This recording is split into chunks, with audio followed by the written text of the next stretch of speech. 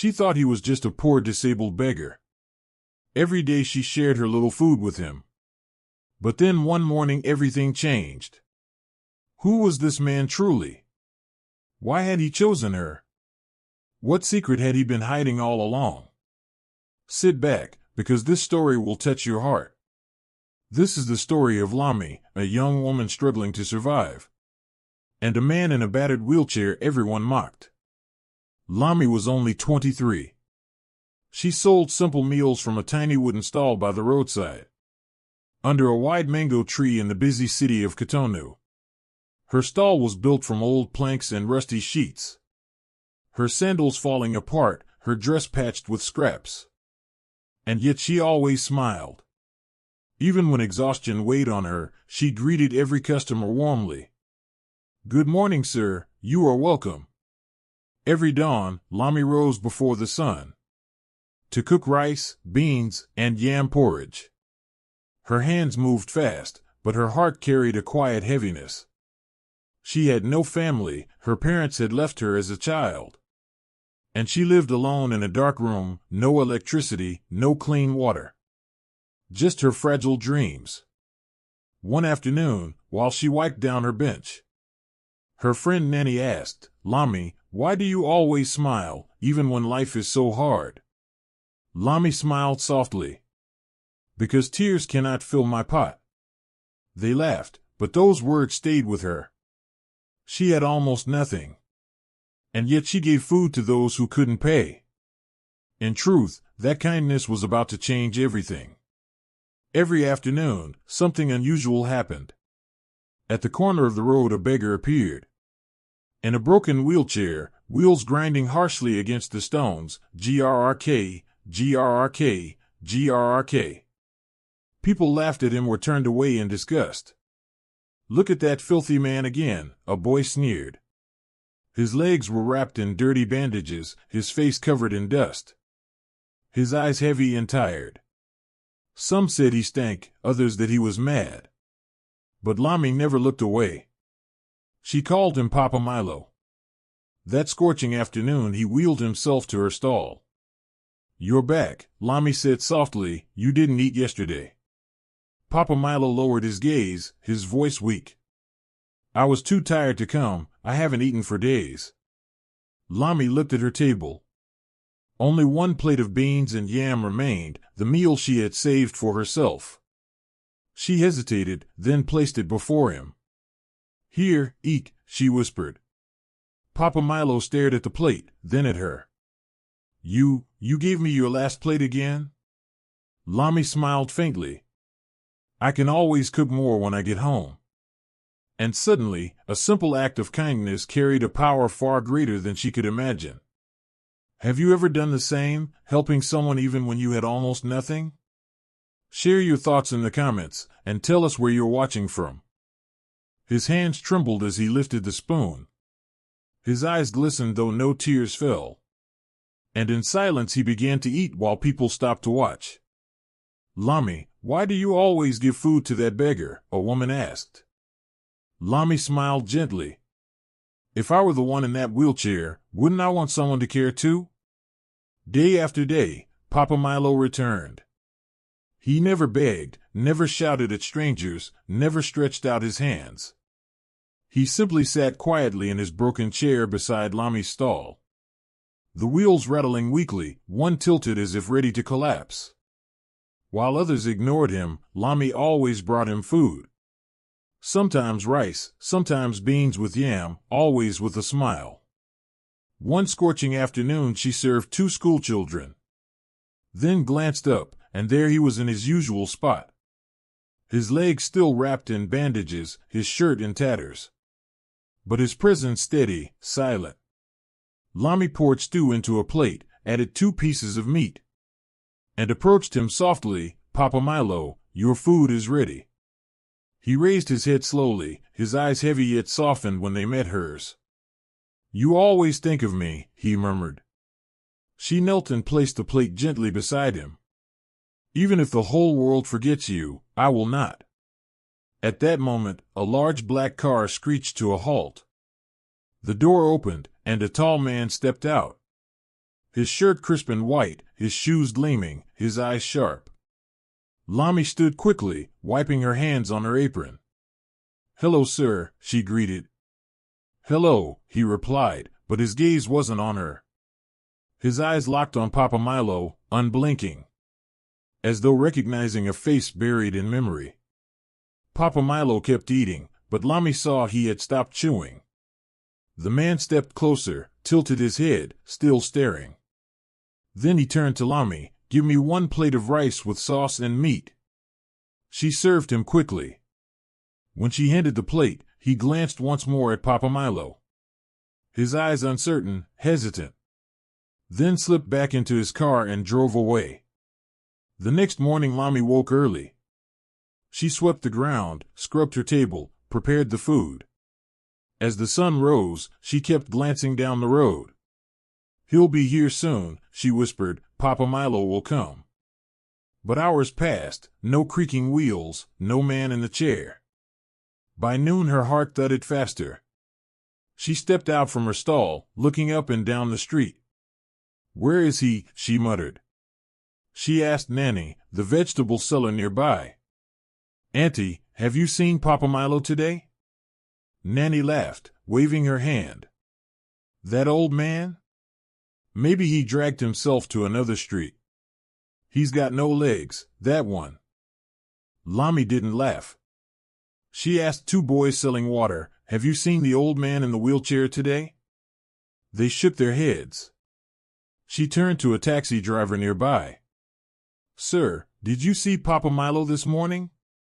The man spat on the ground. Maybe he got tired of sitting in the same place, or maybe he left. Lami's chest tightened. She sat by her pot of rice, staring at the empty corner where Papa Milo always sat. Her eyes never left that spot. The whole day passed, still no trace of him. Lami couldn't smile. She served her customers, but her face was heavy with sadness. She couldn't even eat. The smell of rice stew made her sick. Her thoughts circled one question. "Did something happen to him?" she whispered. That night, in her tiny room behind the stall, she held the last plate she had served him, staring at it for a long time. "Papa Milo never misses a day," she murmured. "Not when it rains, not when he is ill. So why now?" She opened the wooden window, gazed at the dark street. A cold breeze slipped inside, her eyes filled with tears. This wasn't absence, this was something else. Something serious. Maybe even dangerous. By the 4th day she sat at her stall as usual, calmly chopping onions, boiling water for rice. Smoke rose from the fire. Suddenly, a black car stopped in front of her stall. A tall man stepped out, wearing a bright red cap, polished shoes, expensive clothes. He didn't smile, didn't greet her. Without a word, he placed a brown envelope on her table. Confused, she held it with trembling hands. What is this?" she whispered. The man's voice was firm. "Read it, and don't tell anyone." Then he turned, climbed back into the car, and drove away. Before Lami could breathe, the car had disappeared. She looked left, then right. No one was watching. Her hands shook as she opened the envelope. Inside was a single white sheet. She unfolded it slowly. Only a few words were written. Asterisk, meet at the Sunrise Hotel at 3 p.m. Don't tell anyone. From a friend, asterisk. Lami froze. Her lips parted, no sound came. Her heart pounded faster, her hands trembling harder. Sunrise Hotel, she whispered. But I've never been to a hotel before. She read the note again, her chest tight with fear and confusion. Who had sent this? What kind of friend? She glanced down the road, but the car was gone. Pressing the envelope tightly to her chest, she looked at the sky. Dark clouds gathered above. And yet one thing was certain. She had to go. At exactly 3 p.m. Lami stood in front of her small stall, padlock in hand. She drew a deep breath, closed the wooden door, turned the key twice. "Lord, walk with me," she whispered. She stepped onto the road, hailed a taxi. "Sunrise Hotel," she told the driver. As the car wound through the crowded streets of Cotonou, Lami clutched the brown envelope tightly. Her heart raced, not knowing who had sent the note, not knowing what awaited her. Still, she felt it, this was no ordinary day. Minutes later the taxi stopped at the hotel gates. Her eyes widened. The building towered above her, glass windows gleaming in the sun. Walls spotless, doors grand and polished. It felt unreal, like stepping into a dream. 2 guards stood at the entrance. One, wearing dark sunglasses, stepped forward. "Hello, madam, who are you here to see?" Lami hesitated, then lifted the folded paper. I received this letter," she said softly. "I was asked to come. My name is Lami." The guard read it, then smiled knowingly. "Ah yes, someone is waiting for you inside. You may enter." Before she could thank him, a man in a black suit stepped out. Without introducing himself, he said, "Come with me, please." Her legs trembled, but she followed. They walked down a long, quiet corridor until the man stopped before a tall brown door. He turned to her. "Someone is waiting for you inside." Lami's heartbeat thundered in her chest. She looked at the door, then at him. "Can I go in now?" she asked nervously. He nodded, "Yes. You are safe. Please, go in." She inhaled deeply, then pushed the door open. And suddenly, her eyes fell on a man in a wheelchair. She froze. Her lips parted, her hands trembled. "Papa Milo," she whispered, clutching her chest. But this was not the ragged beggar she knew. His hair was neatly trimmed, his face fresh and radiant. He wore a crisp white shirt with golden buttons, a shining watch on his wrist. The wheelchair was polished and sturdy. Nothing like the broken frame she remembered. He looked composed, dignified, powerful. A slow smile crossed his lips. "Lami," he said gently. She stood frozen, her heart racing. "Papa Milo, is it really you?" she stammered. He met her gaze and nodded. "Yes, Lami, it's me." He pointed to the chair opposite. "Please, sit." Still in disbelief, she lowered herself into the seat, as if caught in a dream. "My name is not Papa Milo," he said softly. Lami blinked. "It's not?" He shook his head. "My true name is Mr. Kareem. I am a businessman, a billionaire." Her hands pressed hard against her knees, her eyes widened. "Of the billionaire?" she whispered. He nodded calmly. "Yes. I own several companies. I have built houses, schools, and hospitals. I've earned a great deal over the years," Mr. Kareem said calmly. Lami sat stunned, her mind swirling. "But why did you pretend to be poor?" she asked. He smiled, though his eyes turned serious. "I wanted to see people's true hearts. I was tired of those who only give when others are watching. I wanted to find someone who helps simply because it's right." Lami's eyes welled up. "You gave me food," he continued softly, "and you gave it with joy. You never asked me for anything, never mocked me, never turned away." His gaze grew tender. "That's why you're here. Each year, I choose people who show real kindness. I help them build a better life, because people like you can change the world by helping others too." Lami's hands trembled, she could hardly process what she was hearing. Then, with a small smile, Mr. Kareem pressed his hands on the armrests of the wheelchair. Lami leaned forward, watching closely, then gasped. He stood up. Her eyes widened, her mouth fell open. You can walk," she stammered. Mr. Kareem nodded slowly. "Yes, I can walk." Lami stepped back, frozen as though she had seen a ghost. Then, why did you stay in a wheelchair all this time? She whispered. His eyes met hers. I wanted to know if anyone would still see me as human, even when I looked broken. I needed to discover who had a pure heart. Lami's lips trembled, a tear slipped down her cheek. I didn't help you because I wanted anything, she said shakily. I had no idea you were wealthy. I just felt it was the right thing to do. Mr. Kareem's face softened into a smile. He stepped closer. And that is exactly why I chose you. For a moment he stood silently, looking at her with kindness. Then he added, Lami, follow me. There's a place I want to show you. It's part of your reward. A heart like yours deserves beautiful things. Surprised, she looked up. The place? Yes, he answered with a reassuring smile. Come. She rose slowly, her voice unsteady. Okay. Mr. Kareem turned and opened the door. Lami followed, her pulse racing. The corridor was quiet. Two men in black suits stood waiting at the end. They nodded respectfully to Mr. Kareem, then fell into step behind them. Lami glanced around. Everything still felt unreal, as if she were moving inside a dream. When they stepped outside, her jaw dropped. 5 enormous black SUVs gleamed in the sunlight, lined up perfectly in the parking lot.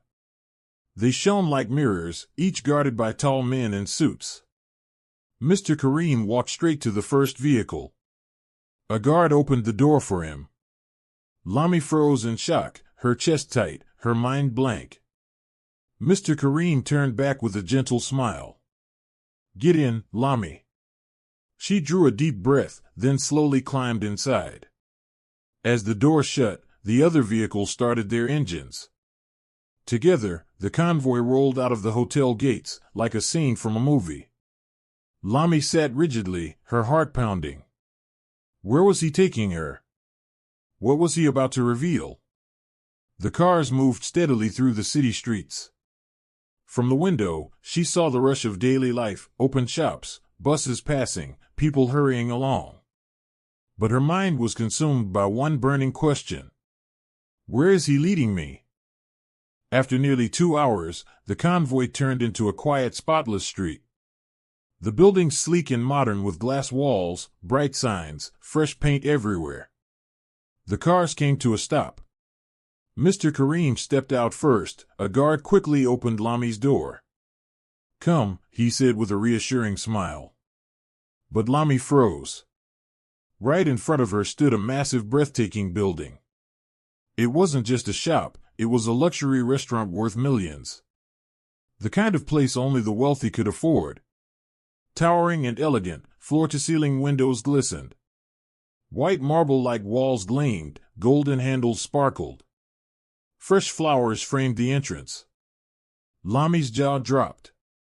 She had never seen anything so magnificent. But what left her speechless was the sign above the doors. Lami's, the kingdom of good food.